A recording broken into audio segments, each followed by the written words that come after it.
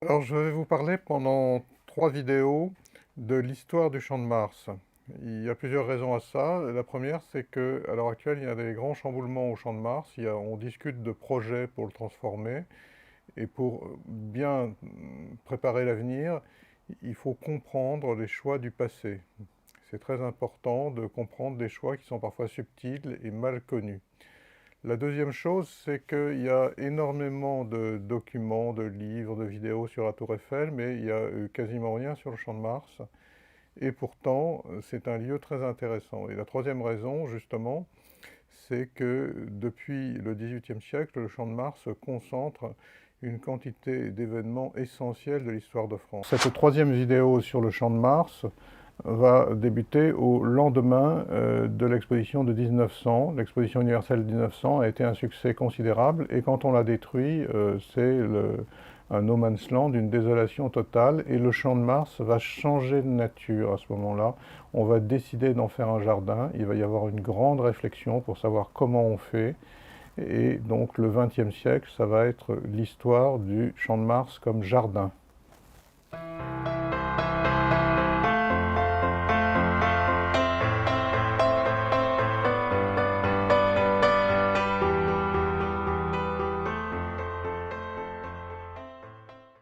Avant de parler de la question de la transformation de cet espace en jardin, je voudrais revenir un petit peu sur la question de la Tour Eiffel. Alors la Tour Eiffel, comme vous l'avez vu, elle est un peu passée de mode et c'est un grand machin très encombrant au milieu de Paris et qui est assez critiqué. Et c'est là qu'intervient un militaire qui est en même temps un grand scientifique, qui est le général Ferrier, et qui utilise la Tour Eiffel pour faire des expériences de télécommunication. Il a dans son équipe une jeune recrue qui est Louis de Broglie, qui sera le créateur de la mécanique, de ce qu'on appelle la mécanique ondulatoire, ou encore appelée mécanique quantique, donc qui est un des grands scientifiques du XXe siècle et qui va travailler avec lui au pied de la Tour Eiffel. Alors le général Ferrier est bien embêté parce que il sent que cette tour Eiffel, elle est menacée. Il y a beaucoup de gens, d'intellectuels en particulier, qui demandent sa destruction. Et lui, il pense qu'il ne faut pas la détruire parce qu'elle est très utile à la question des télécommunications. Et d'ailleurs, cette intuition s'avérera très juste au moment de la guerre de 14-18, où là, cette espèce de grande antenne servira beaucoup dans le démarrage et le cours de la guerre.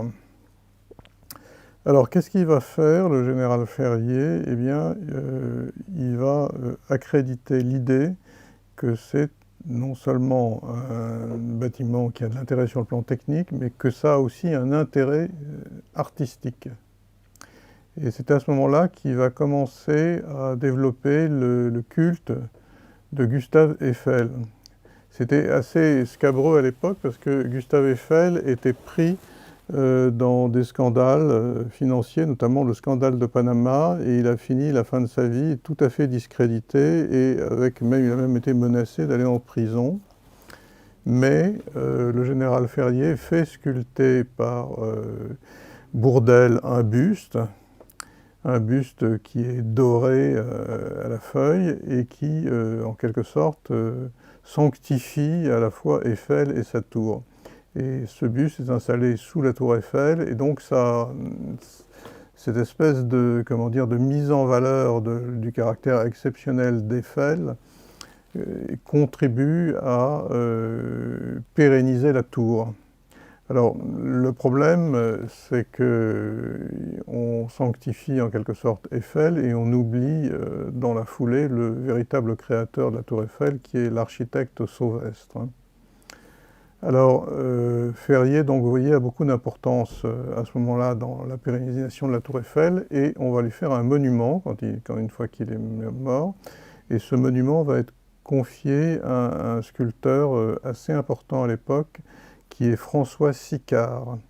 Alors François Sicard est un sculpteur qui se caractérise par son côté farouchement républicain.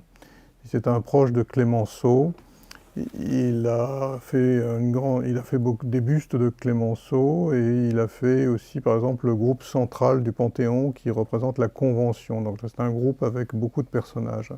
Et il fait aussi des choses variées, comme par exemple l'Archange Saint-Michel qui est au-dessus de Montmartre, etc.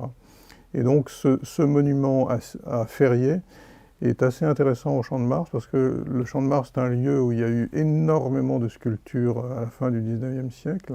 C'était un lieu extrêmement riche sur le plan artistique et bizarrement, un des seuls monuments qui reste à l'heure actuelle, c'est ce monument tardif fait par Sicard en honneur du général Ferrier.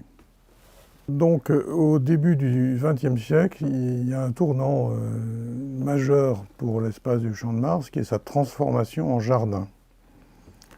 Alors cette transformation, la première chose qui se dégage, c'est que c'est un processus assez long et assez interactif dans lequel il y a beaucoup de projets, de contre-projets, les gens discutent beaucoup. C'est assez intéressant à voir ça parce que à notre époque, il y a certes des consultations, mais on a l'impression que les discussions sont plus unilatérales. Les projets, quand ils sont soumis à consultation, sont déjà quasiment ficelés et ça va quand même assez vite, quoi qu'on en pense.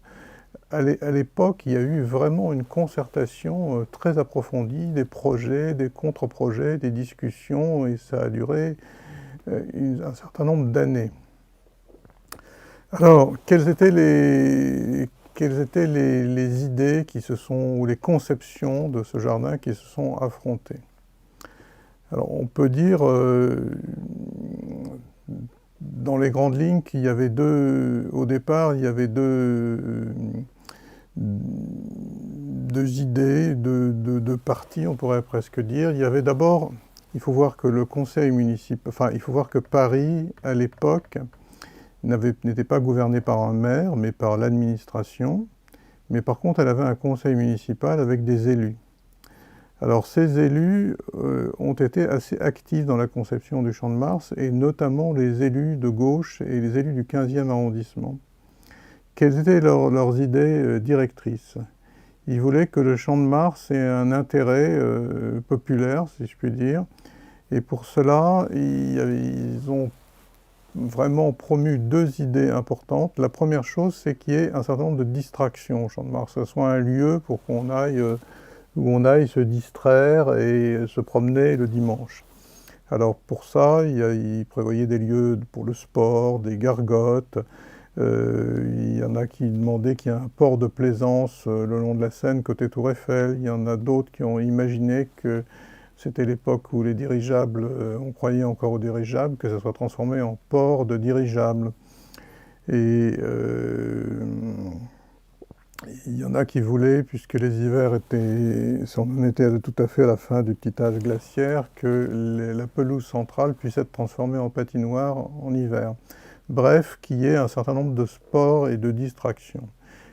Il en reste d'ailleurs un certain nombre, cette conception a laissé des traces. Vous avez par exemple des lieux, des enclos pour le sport, un certain nombre de choses qui sont héritiers de cette vision-là.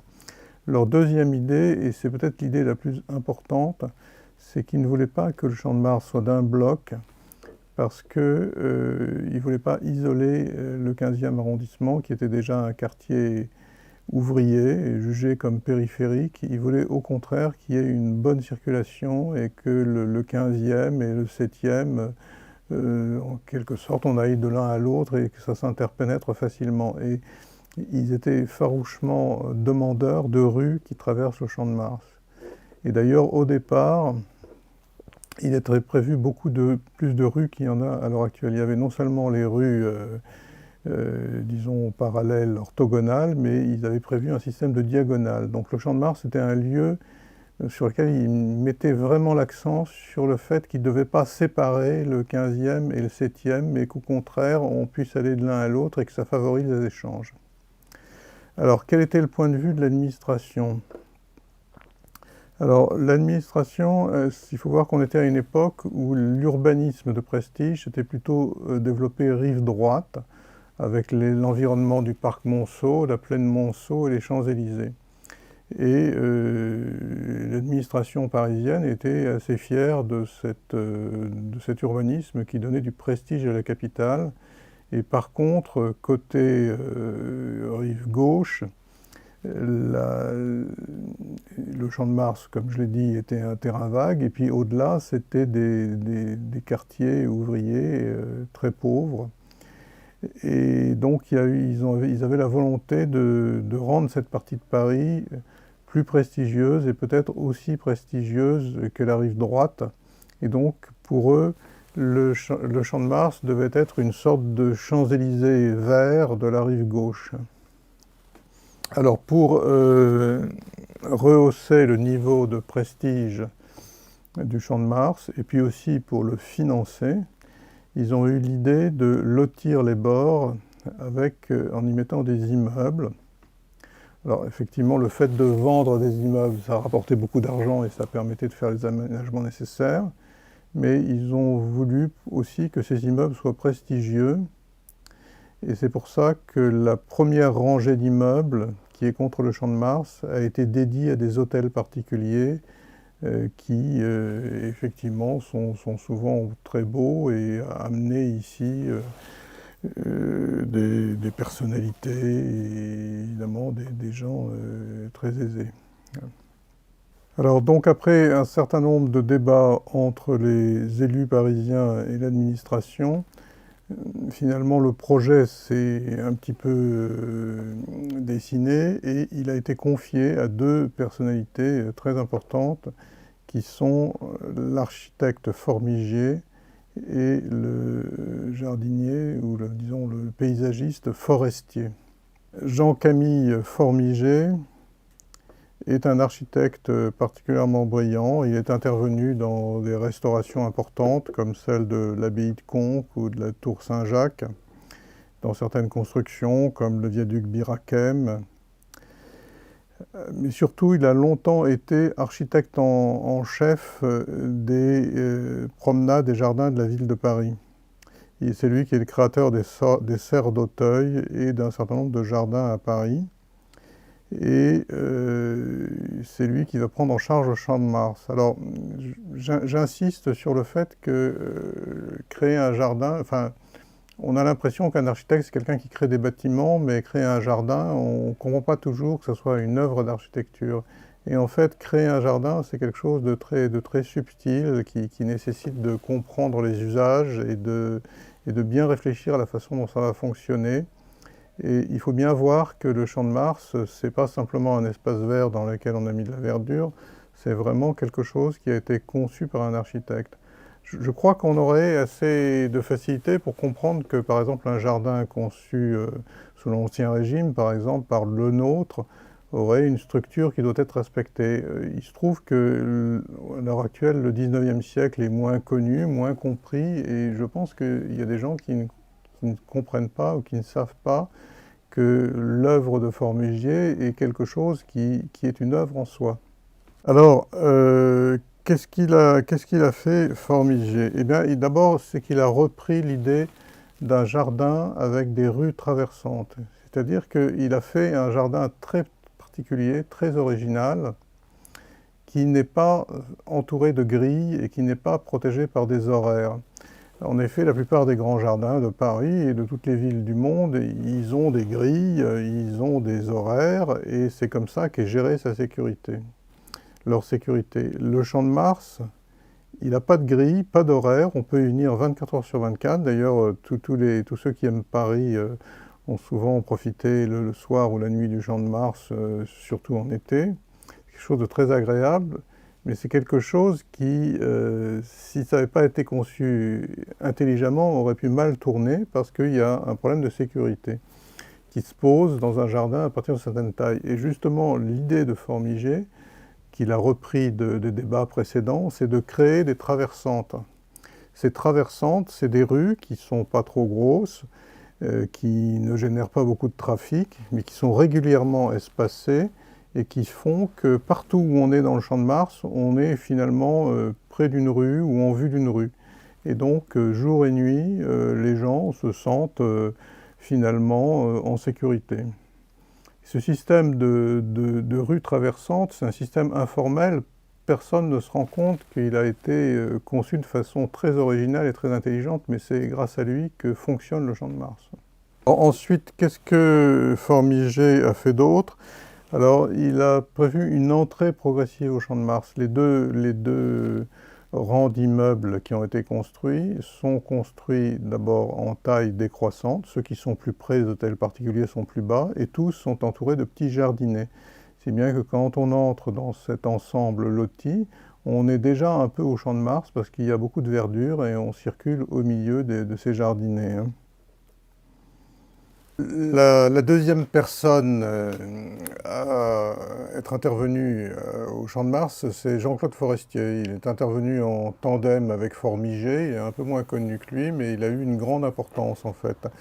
Alors lui, c'est qui? C'est un ingénieur des eaux et forêts.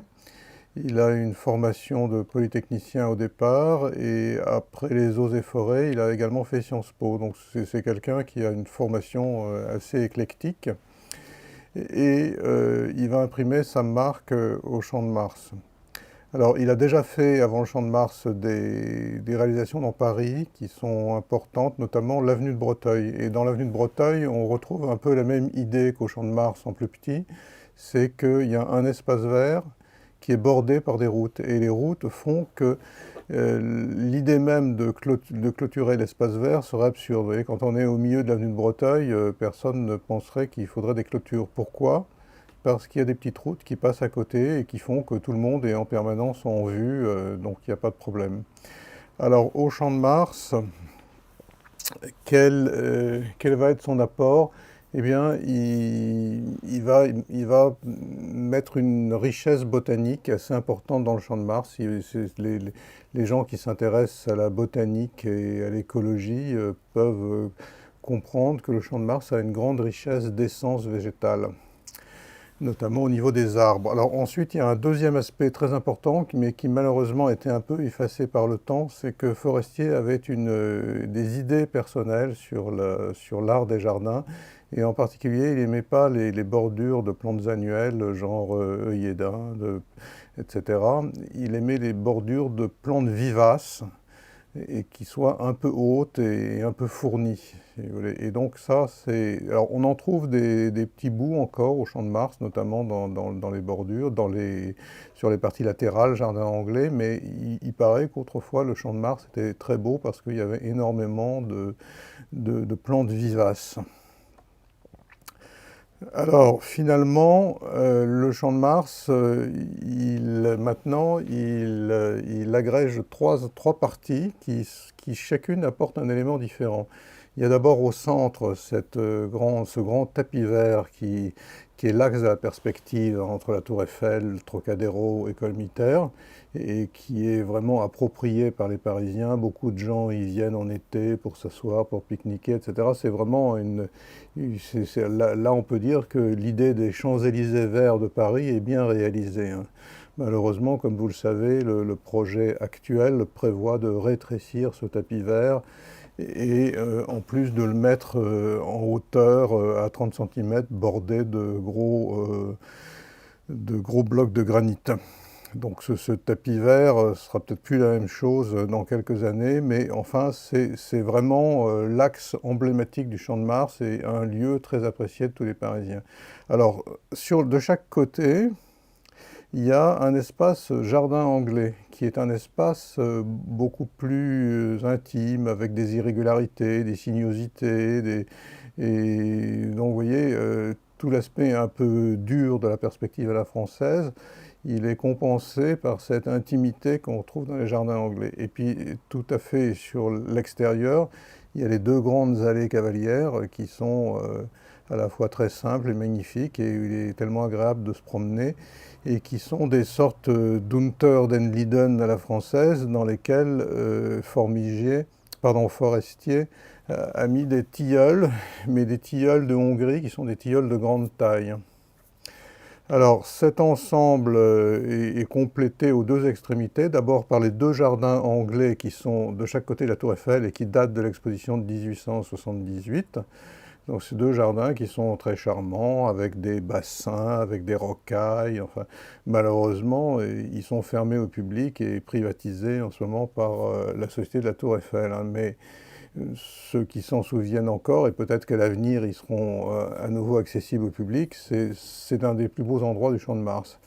Alors ensuite, côté école militaire, ça a été terminé plus tard, et c'est là qu'on a mis deux bassins qui très longtemps ont servi à des enfants de tout Paris de venir jouer au bateau. Enfin, c'était un lieu très animé, mais qui malheureusement n'est plus en eau depuis un certain nombre d'années.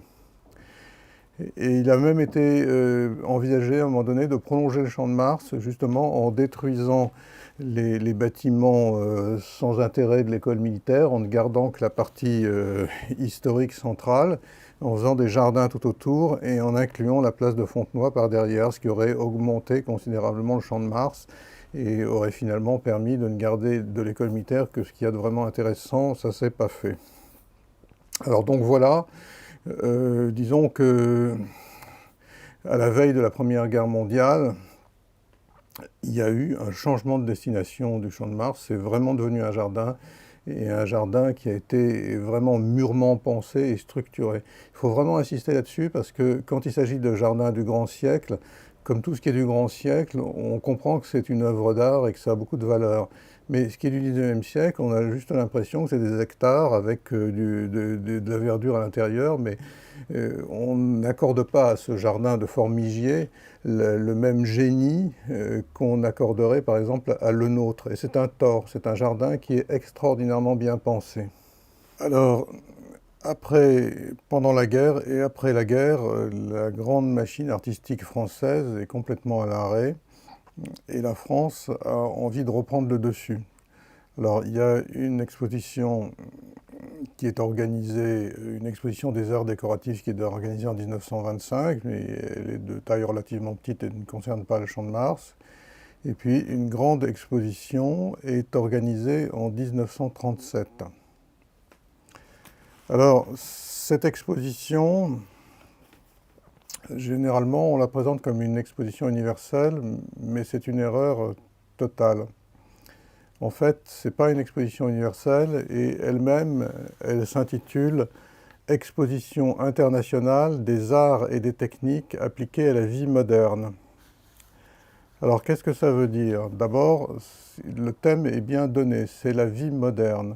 Alors, ça veut dire que tous les pays des quatre coins du monde qui amenaient ce qu'ils avaient de plus beau et qui souvent étaient des choses assez traditionnelles et qui étaient fiers de participer et qui intéressaient le public, ils sont tout simplement éliminés parce qu'ils ne sont pas modernes. Donc ça resserre beaucoup les participants. Et puis surtout, en appliquant ça à la modernité, on incite les États à dire ce qu'ils pensent, qu'est-ce que c'est pour eux la modernité, et au fond, qu'est-ce que c'est pour eux que l'avenir de leur pays. Et petit à petit, la plupart des États amènent des projets politiques. Malheureusement, à l'époque, les projets politiques des divers participants sont souvent très violents. C'est ainsi que les pavillons les plus en vue, c'est le pavillon de l'Allemagne nazie, avec en face de lui le pavillon de l'Union soviétique. Et puis il y a un certain nombre de pavillons qui également sont très engagés, comme celui de la République espagnole, qui est quasiment entièrement tapissé de slogans politiques. Donc c'est une exposition qui, en se dédiant à la modernité, en fait, politise complètement l'exposition, et d'une part, et d'autre part, élimine la plupart des pays pour lesquels l'art, c'est d'abord un ancrage et une continuité avec la tradition. Et alors d'ailleurs, le titre de l'exposition, il n'est pas exposition universelle, parce que universel dans les gens de l'époque, il faut se rappeler que ça veut dire qu'il associe toutes les composantes de l'esprit de création. Là, ce n'est pas une exposition universelle, c'est une exposition internationale et qui est dédiée à la modernité et en fait dédiée à des projets de société. Autrement dit, cette exposition va être un ratage énorme, et ça va être une honte, Et finalement, ça va être le tombeau des expositions universelles, en France tout du moins. Alors, pour cette exposition internationale, donc, il y a tout un ensemble de destructions et de constructions qui sont prévues. Alors d'abord, les destructions. Quel est l'état d'esprit à cette époque? L'état d'esprit, c'est que l'art de la Belle Époque, l'art nouveau, le style néo-baroque, tout ça, c'est considéré comme des vieilleries, comme des choses démodées, dépassées, et on liquide, on casse tout, on détruit, on envoie à la benne. Alors, il y a des choses très importantes qui sont comme ça, qui disparaissent, et la première d'entre elles, c'est le palais du Trocadéro, qui était un palais magnifique, un peu mauresque de l'époque néo-baroque. Il est détruit. Il est détruit, et on construit à la place le palais de Chaillot, qui est un palais en style, disons, une sorte de néoclassicisme art déco, qui est un style très austère, et qui incarne un peu la poussée d'une sorte de classicisme un peu brutal, qui est le contexte un peu fascisant de l'époque. Alors évidemment, on ne peut pas dire que le palais de Chaillot soit fascisant, parce que la France n'était pas fasciste à l'époque, mais il y a un contexte international. Et d'ailleurs, quand Hitler vient à Paris en 1939, eh bien, la première chose qu'il vient voir, c'est le palais. Ils en discutent avec son architecte Albert Speer, avec Arno Breker, et ça les fait beaucoup réfléchir, et ça sera le modèle d'un certain nombre de constructions nazies, notamment de la chancellerie du Reich. Alors, le palais de Chaillot, le palais du Trocadéro est détruit, et vous vous souvenez qu'il y avait des sortes d'ailes comment dire, en arc de cercle autour. Ces ailes ne sont pas détruites parce que ça aurait été trop coûteux, elles sont simplement mises dans un sarcophage de béton, et donc elles sont toujours là, les ailes, mais elles sont noyées dans un sarcophage de béton. C'est vous dire que c'est quand même une forme d'architecture assez brutale. Alors, que deviennent toutes les sculptures du palais du Trocadéro? Eh bien, elles sont considérées sans valeur et on les envoie en province, comme l'État a toujours fait. Quand il y a quelque chose qui est passé de mode, off, on envoie en province. Et il y a un certain nombre de sculptures qui sont notamment envoyées au musée de Nantes. Et le musée de Nantes, lui aussi, trouve que c'est complètement ringard. Et il envoie tout ça à la décharge, purement et simplement. C'est un problème général, hein, le 19e siècle a très mal été conservé au 20e siècle. Et c'est le cas de ces œuvres qui finissent à la décharge. Et on a eu beaucoup de chance parce que, en fait, elles n'ont pas été complètement enfouies dans les ordures pour une raison fortuite, c'est qu'elles servaient de cible d'entraînement à des chasseurs. C'était pratique parce que quand ils tiraient dessus et qu'ils atteignaient leur but, ça faisait ding. C'est ce qui les a sauvés. Et maintenant, la plupart d'entre elles ont été restaurées et sont sur le parvis du musée d'Orsay. Alors, voilà pour le palais du Trocadéro, dont il reste évidemment pas grand-chose. Et puis, il y a la Tour Eiffel. La Tour Eiffel, comme je l'ai dit précédemment, c'était à la fois une œuvre artistique et une œuvre technique. Mais toutes ces décorations sont jugées passées de mode, et on fait déposer toutes les décorations de la Tour Eiffel pour en faire un objet purement technique. Vous voyez, il y a une sorte de brutalisation de l'art à cette époque. On veut quelque chose qui exprime la force et la technique, et plus du tout cette espèce de fantaisie, de joie de vivre, d'ambiance artistique qui était celle de la Belle Époque. Et c'est depuis 1937 que la Tour Eiffel est appauvrie, et depuis, la plupart des Parisiens ont d'ailleurs oublié, y compris un certain nombre de conservateurs, ont oublié qu'autrefois la Tour Eiffel était un monument artistique magnifique. Alors, au palais maintenant, qu'est-ce qu'on construit? Donc, on construit le palais de Chaillot, je l'ai déjà dit, et il y a un certain nombre de sculptures qui sont mises en place. Alors, il y a eu des sculptures pendant l'exposition de 1937, notamment les fameuses sculptures de super-héros de Thorac devant le pavillon de la nazie, mais la France aussi, elle met des sortes de super-héros devant le palais de Chaillot. C'est les sculptures de Bouchard que vous pouvez voir et qui sont toujours en place et qui sont parfaitement assorties au style de Thorac qui était sur place, ou au style d'Arno Breker, ou à la Kolkhozienne qui était sur le pavillon de l'Union soviétique.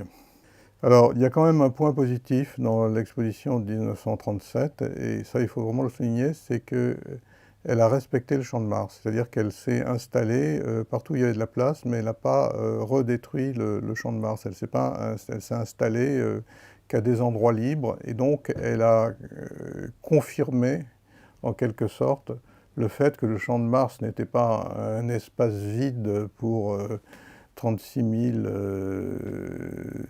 événements au fur et à mesure de l'actualité parisienne, mais que c'était un espace de jardin qu'il fallait respecter. Et elle-même l'a, disons, à 80% respecté, ne s'installant que dans les allées ou dans les vides restants. Et donc, à l'issue de l'exposition de 1937, le Champ de Mars est vraiment un jardin. Voilà, alors, quelques années plus tard, c'est la Deuxième Guerre mondiale, et c'est dans ce contexte, juste un peu avant et juste un peu après, que s'installe le grand face-à-face des deux grands vainqueurs de la Première Guerre mondiale, que sont Joffre et Foch. Alors, ce face-à-face de ces deux cavaliers équestres incarne la mémoire de la Grande Guerre et la mémoire d'une grande victoire, dans un contexte où justement la France était en grande faiblesse. Et donc on voit tout le sens qu'a ce face-à-face. Alors la première des deux sculptures a été installée devant l'école militaire. C'est la statue de Joffre. Alors cette statue, au départ, elle était portée par les amis et admirateurs de Joffre, et il était prévu de la mettre dans un lieu relativement extérieur, je crois Place Dauphine ou quelque chose comme ça, Porte Dauphine, pardon. Mais le contexte changeant, on a eu envie de la mettre devant l'école militaire. Et elle a été inaugurée en juin 1939 devant l'école militaire. Elle est l'œuvre d'un sculpteur qui a une personnalité particulière, qui est Maxime Réal Delsarte. Alors, c'est intéressant de dire quelques mots de la personnalité de ce sculpteur, parce que la plupart des sculpteurs néo-baroques sont des gens d'origine populaire et qui sont passionnément républicains, dreyfusards, etc. Bon, il y a quelques exceptions, hein, mais l'immense majorité, c'est ça.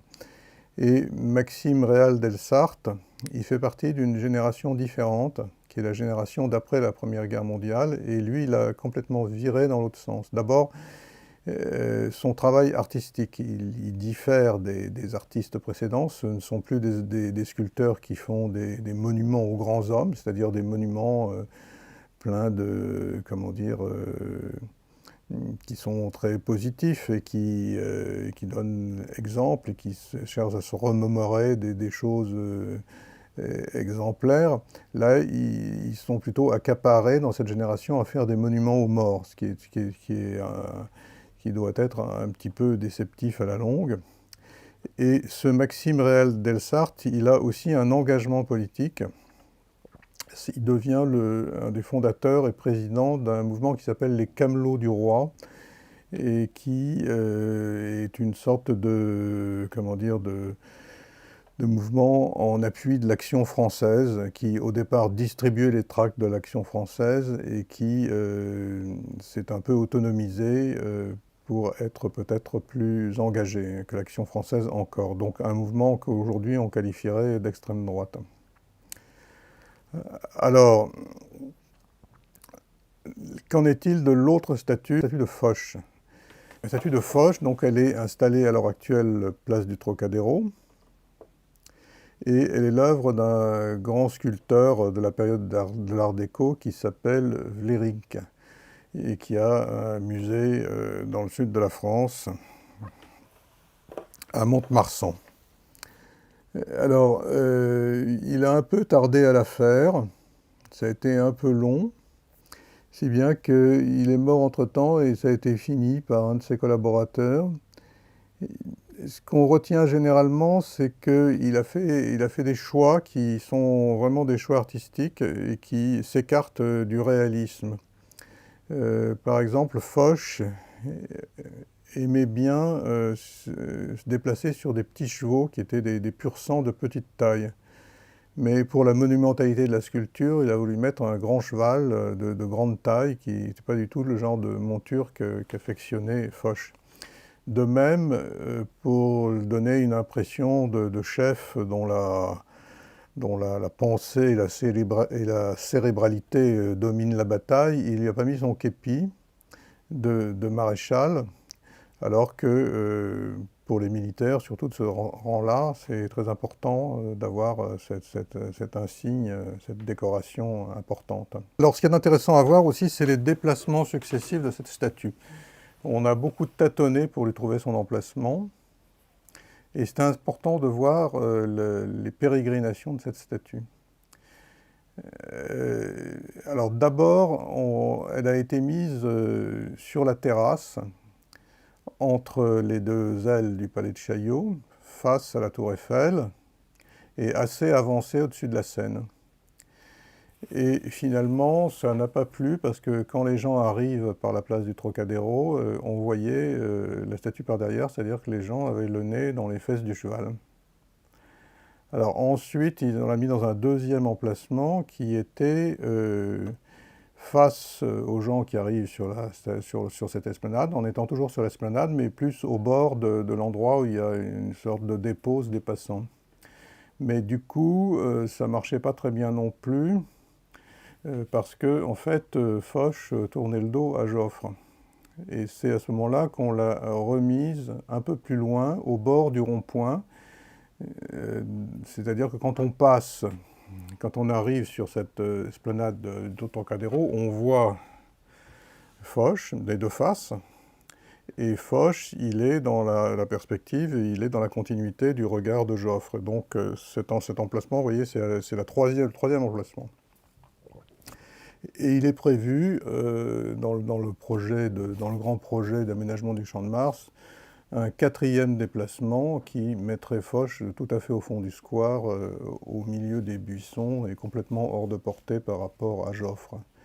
Ce qui est une sorte de remise et de dernière étape du vainqueur de la Grande Guerre avant la mise dans les réserves, en quelque sorte. Ces déplacements sont assez intéressants de l'évolution du temps et d'une certaine façon de l'éloignement de la mémoire de la Grande Guerre. Bon, mais personnellement, je suis un peu réservé, parce que je trouve que la Grande Guerre est quand même, et cet axe Foch-Joffre est quand même un des signes forts dans Paris de la mémoire de la Grande Guerre, un peu comme la tombe du soldat inconnu. Et le fait de déclasser complètement la statue de Foch, ça me paraît pas une bonne idée. Alors, dans l'après-guerre, et tout particulièrement dans les années 60, c'est des années noires pour le patrimoine parisien. Ce sont les années Malraux, on peut dire, en gros. Et ce qui va se passer pour le Champ de Mars n'est pas très bon. Alors d'abord, c'est dans ces années-là qu'on autorise la destruction d'un certain nombre d'hôtels particuliers, qui étaient des hôtels magnifiques, et tout particulièrement l'hôtel de Sacha Guitry et de son père Lucien Guitry. C'était un hôtel particulier magnifique. Il est détruit et on a construit à la place une espèce de cage à poules très laide.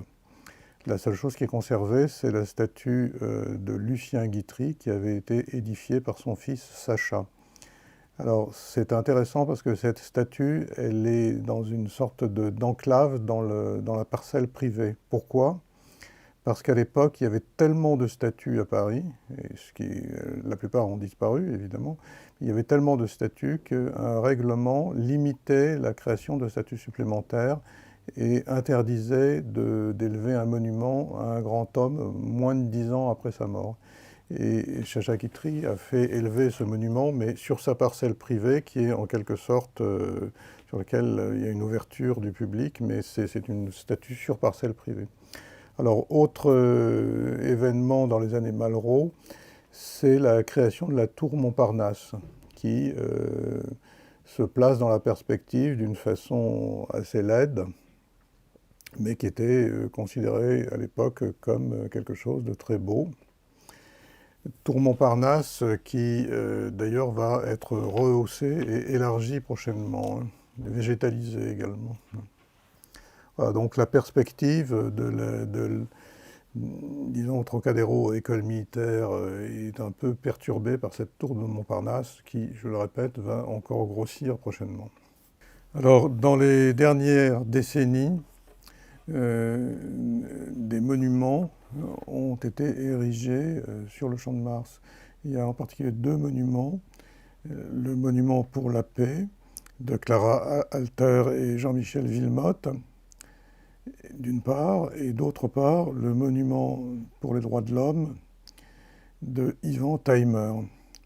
Alors c'est très intéressant parce que ces monuments ont un style complètement opposé et leur réception par le public est complètement différente également. Alors commençons par le monument pour la paix. Donc il a été érigé devant l'école militaire pour montrer en fait que l'école militaire était orientée vers la guerre, mais que le plus important en quelque sorte c'était la paix, et le mot paix était écrit en une multitude de langues. Ce monument se voulait moderne et était construit avec des matériaux modernes, tout en, pour une période transitoire et en s'autorisant à boucher la perspective. Il s'est vite détraqué, a été interdit au public, mais est resté sur place une vingtaine d'années. Toutes les associations, tous les riverains, tous les amis du Champ de Mars ont pétitionné pendant 20 ans pour le faire partir, et finalement il a été détruit récemment. Ce qui est intéressant dans ce monument, c'est que on voit que le parti pris de la modernité et le parti pris de matériaux et d'un style qui s'apparente à un peu de la quincaillerie finalement, est très mal reçu par le public. Et finalement, le monument a été détruit. A l'inverse, le monument d'Ivan Taymer n'a soulevé aucun problème et il est abondamment photographié par les gens qui passent. Les gens ne savent pas toujours que c'est un monument contemporain, mais il est très apprécié. Alors, Ivan Taymer est un sculpteur morave qui a fait comme ça des œuvres figuratives assez imaginatives, mais dans un style qui ne vise pas du tout la modernité, qui est une sorte d'histoire autonome de la figuration. Et il a fait des œuvres notamment à Olomouc en Moravie, en Italie, et aussi au Champ de Mars. Il était très apprécié personnellement par le président Mitterrand. Alors ce qui est intéressant, c'est que le public réagit bien. C'est un monument qui est très pris en photo, les gens l'aiment bien, personne n'a pétitionné contre. Et pourtant, j'ai remarqué que quand je me promène là-bas avec, par exemple, des journalistes ou des critiques d'art qui sont formés dans l'art contemporain, contrairement au public, eux, ils trouvent ça kitsch, bizarre, ringard, et finalement contraire à leur culture. Vous voyez, donc ça, ce sont des monuments ces 2 monuments qui ont des destins si différents, font aussi réfléchir beaucoup sur la réception de l'art par le public et sur le fait que l'art actuel, il intègre des composantes assez différentes qui ne sont pas toutes aussi bien intégrées dans l'histoire de l'art, mais qui peuvent avoir une réception populaire très positive. Alors, vous voyez que le Champ de Mars, c'est beaucoup plus que l'écrin de la Tour Eiffel. C'est un lieu qui a eu une histoire extraordinairement riche, depuis Maurice de Saxe jusqu'à aujourd'hui. Et surtout, c'est un lieu il faut comprendre que ce n'est pas simplement des hectares avec de la verdure, c'est un lieu qui a été vraiment extrêmement finement et intelligemment pensé, notamment à l'époque de Formigier, et que donc, avant de le changer, avant de le faire évoluer, avant éventuellement de l'améliorer, il faut surtout essayer de le comprendre et de ne pas détériorer ses équilibres et ses héritages. Alors, merci beaucoup pour votre attention. Alors, pour ces 3 vidéos sur le Champ de Mars, si vous voulez avoir des informations sur les transformations actuelles qui sont prévues pour le Champ de Mars, et notamment pour avoir des éléments pour répondre à l'enquête publique, je vous invite à vous rendre sur le site de l'Association des Amis du Champ de Mars. Ce sont des gens qui suivent la vie du Champ de Mars et qui ont fait une analyse très fouillée du projet actuel. Et je vous invite vivement à aller voir leur analyse.